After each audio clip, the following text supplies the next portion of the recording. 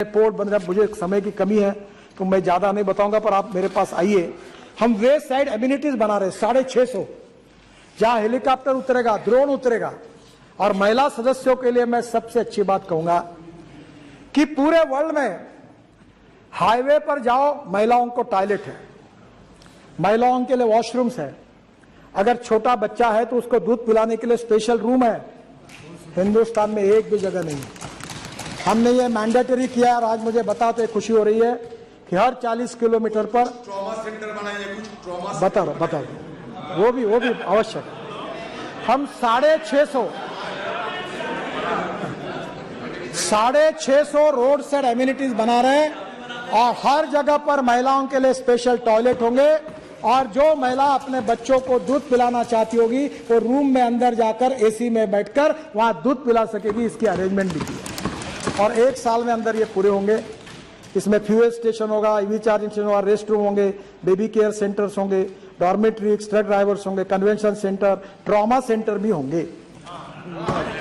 और इतना ही नहीं, तो ऑर्गन डोनेशन के लिए हेलीकॉप्टर एम्बुलेंस आएगी, एक्सीडेंट में जो जख्मी हो उनको लेके जाएगी और 6 घंटे के अंदर उनका, अगर वो बेचारे अगर जिंदा नहीं रह सके तो उनके आंखें, उनका हार्ट, उनका लीवर, सब ऐसे लोगों को दिए जाएंगे, उनको नया जीवन मिलेगा। इसकी भी व्यवस्था की है, ये भी करेंगे। ऑलरेडी कुछ जगह चालू भी हुआ है। ड्रोन भी आएंगे आने वाले समय में। दिल्ली से आपका सामान ड्रोन में आएगा और उड़ते उड़ते जाएगा और आपके पास पहुंच जाएगा। हाँ, वो सपना दिखा रहे हैं, देख भी रहे हैं।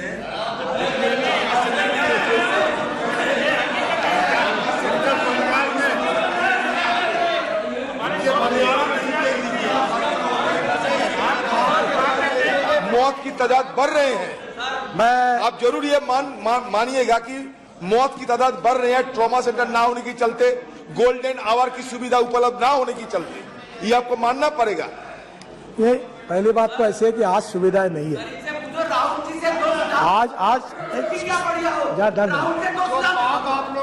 आज पहली बात ऐसी है कि आपका सुझाव बिल्कुल बराबर है। आज पर्याप्त सुविधाएं नहीं है, इसमें कोई गलत नहीं है।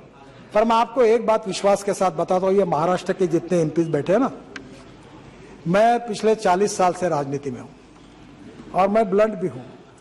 मैं जहां से चुनाव लड़ता हूँ और हजारों लोगों के सामने भी बोलने की ताकत रखता हूँ कि एक मैं करूंगा नहीं, मेरा होगा नहीं, तुम आओ मत फिर से। मैं आपको बताता हूँ कि जितना आज तक मैंने अपने लाइफ में कहा है, मैं नम्रतापूर्वक बताता हूँ कि मुझे कोई भी व्यक्ति वो सवाल नहीं पूछ सकता कि आपने ये बोला और ये नहीं होगा। अगर एक आधा काम नहीं होगा, अब उसमें कोई अड़चन आएगी, सुप्रीम कोर्ट ने स्टे दे दिया, इन्वायरमेंट ने काम बंद कर दिया, तो मैं कुछ कर नहीं सकता। पर मैं जो होने लायक है वो ही बताऊंगा। और आप कभी आपको मन में संशय आएगा तो मैं इसलिए बताया कि इस अधिवेशन में अगले सप्ताह से रोज क्वेश्चन आवर खत्म होने के बाद मेरे पास आइए। मेरे अधिकारी इधर बैठेंगे, इधर आप बैठो। आइदर यू कन्विंस मी और कन्विंस बाय मी। आपका जो भी सुझाव होगा उसके ऊपर अमल किया जाएगा, क्योंकि आप इस देश के मालिक हैं। ये देश आपके अधिकार से चलेगा, आपके दृष्टिकोण से चलेगा, आपके विचारों से चलेगा, क्योंकि आप लोग जो है वो इस देश के निर्माता है।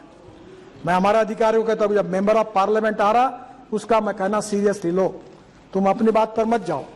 और वो जो बोल रहा है वो काम हर संभव होना चाहिए और वो पूरी तरह करने की कोशिश मैं करूंगा, ये विश्वास मैं आपको देता हूं। ये हवाई जहाज की बात हुई कि रोड पर हवाई जहाज उतरना।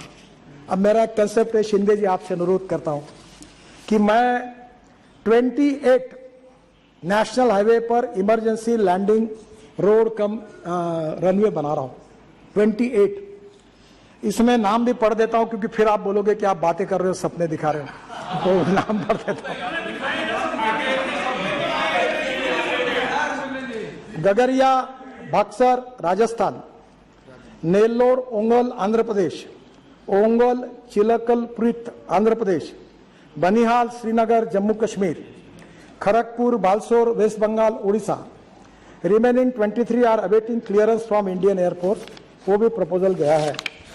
और सर बिहार में भी है, मैं बाद में आपको लिस्ट दूंगा। नॉर्थ ईस्ट में भी है, मैं आप उसका एयरफोर्स का क्लियरेंस के लिए रुका हुआ है, वो प्रपोजल गया है। मैं आपको इतना ही बात कहूंगा कि मेरे ये जो एयर स्ट्रिप बनी है वहाँ 300 मील एयरपोर्ट नहीं है। राजस्थान में हम गए थे बाड़मेर में, तो मेरा आपसे रोल है कि एक छोटा सा एक विमानों के लिए एक छोटा एयरपोर्ट बनाओ आप। जब विमान उतरेगा तो रेलवे फाटक जैसा बंद होता है वैसा रोड ट्रैफिक बंद हो जाएगा, विमान उतर के एयरपोर्ट चला जाएगा। एयर स्ट्रिप मैंने फुकट में बना दिया आपको एक 3-4 करोड़ का एयरपोर्ट बना लो, लगे तो लाइट भी लगा दो उसमें, नाइट लैंडिंग में हो जाएगा, मैं अनुमति दे दूंगा। और मेरा कैपिटल जो है कुछ नहीं, जीरो है, मैंने आपके लिए बना के दिया, रोड कम है वो। और जब वो प्लेन उड़ने के लिए आएगा तो फिर रोड ट्रैफिक बंद करो, आएगा उड़ जाएगा, फिर रोड चालू हो जाएगा। अब दिन में 2-3 जाते हैं। अभी ये बाड़मेर गया था, बाड़मेर जहाँ से पाकिस्तान दिखता था, वहाँ 300 किलोमीटर एयरपोर्ट नहीं है। आप उड़ान स्कीम में छोटे छोटे प्लेन लगा दो, चालू कर दो, तो इन लोगों का फायदा हो सकता है। और हमारी जगह आपको free of charge without any royalty आपको देने के लिए हम तैयार हैं। अगर ये होगा तो आप जरूर करिए, ये सब जगह हो रहा है। सर, हमने काफ़ी नई टेक्नोलॉजी लाई है और टेक्नोलॉजी का उपयोग करेंगे, मैं उस पर जाता नहीं। इलेक्ट्रॉनिक टोल का 97% कलेक्शन हो गया है। अब मैं जीपीएस सिस्टम लाना चाहता हूँ, टोल ही नहीं रहेंगे। अब टोल नहीं रहेंगे तो कुछ अखबार वाले लिख देते कि टोल खत्म होगा, टोल नहीं खत्म होगा। If you want good services you have to pay for it. मुझे लोग पूछते टोल कब माफ करोगे, मैंने बोला तुम यहाँ 5 स्टार होटल में कार्यक्रम करते हो तो क्या फुकट में मिला क्या आपको? अगर फुकट में करना था तो रामलीला मैदान पे बैठना था, जब यहाँ बुलाते हो तो पैसा देना पड़ेगा। तो अभी जीपीएस सिस्टम है और आपके गाड़ी में जीपीएस लगा देंगे, अब मैंडेटरी कर दिया, और वहां से रिकॉर्ड होगा आपने कहां से एंट्री की, कहां से निकले, और आपके बैंक अकाउंट से पैसा जाए, कोई आपको अड़ाएगा नहीं, कुछ नहीं। तो उसको भी लाने की कोशिश कर रहे हैं।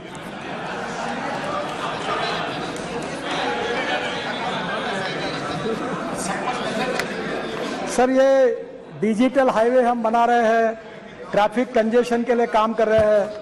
अभी टीओटी है, टीओटी के बाद टोल ऑपरेट ट्रांसफर, फिर हम लोग इनविट कर रहे हैं। अब इनविट में मुझे आपका सहयोग चाहिए।